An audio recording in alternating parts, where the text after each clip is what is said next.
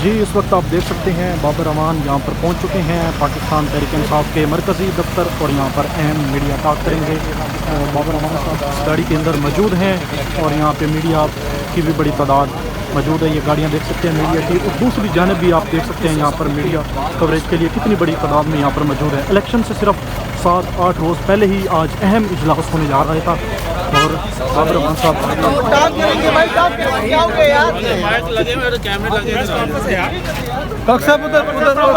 उधर ना मीडिया आया हुआ सर, घंटे से खड़े हैं। ठीक है, सही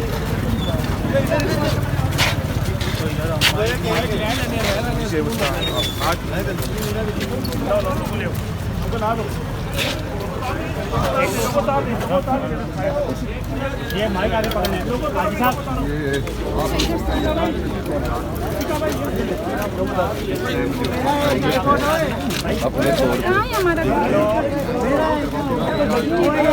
बात बताने आया हूँ ये किसी से फोन करके बात कर रहा हूँ।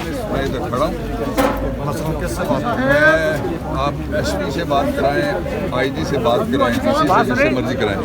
मैं बात बताना ये चाहता हूँ कि सुप्रीम कोर्ट ऑफ पाकिस्तान ने कहा कि पाकिस्तान तहरीक इंसाफ अपना इलेक्शन कराए।